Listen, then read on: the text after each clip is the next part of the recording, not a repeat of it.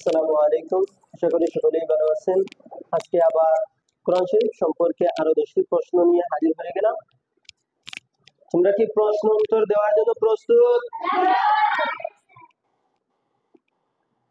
তাহলে আমরা প্রশ্ন উত্তর পর্বের মধ্যে চলে যাই। কোরআন শরীফের মধ্যে সবচেয়ে বড় সূরার নাম কি?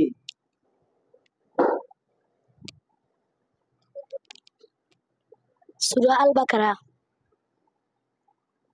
উত্তরটি সঠিক হয়েছে। আলহামদুলিল্লাহ।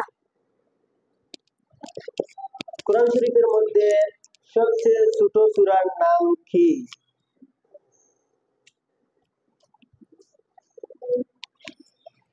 সূরা কাউসার।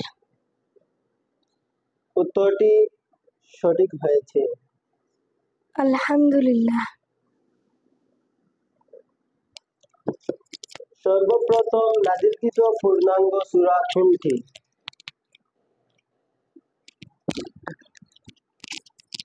সূরাতুল ফাতিহা। উত্তরটি সঠিক হয়েছে। আলহামদুলিল্লাহ। সর্বশেষ নাযিলকৃত সূরা কোনটি?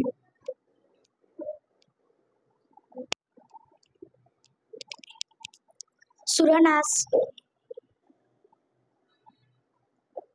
উত্তরটি সঠিক হয়েছে। আলহামদুলিল্লাহ। কোন সূরাকে উম্মুল কুরআন বলা হয়?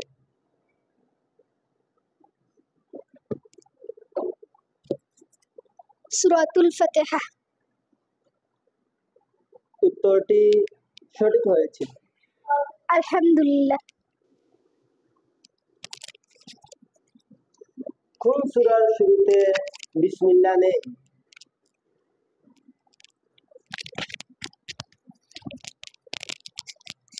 সূরাতুল তাওবা। উত্তরটি সঠিক হয়েছে। আলহামদুলিল্লাহ। কোন সূরায় দুইবার বিসমিল্লাহ রয়েছে?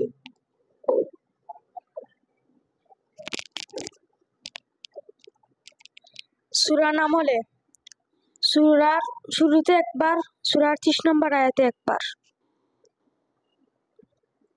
উত্তরটি সঠিক হয়েছে। আলহামদুলিল্লাহ।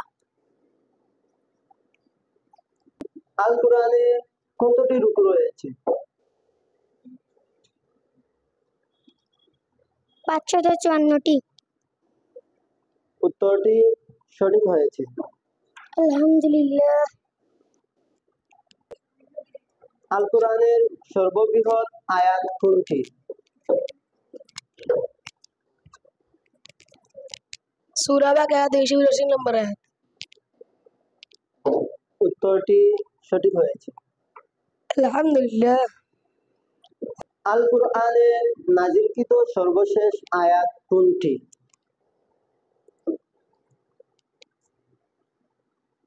সূরা বাকারার 281 নম্বর আয়াত।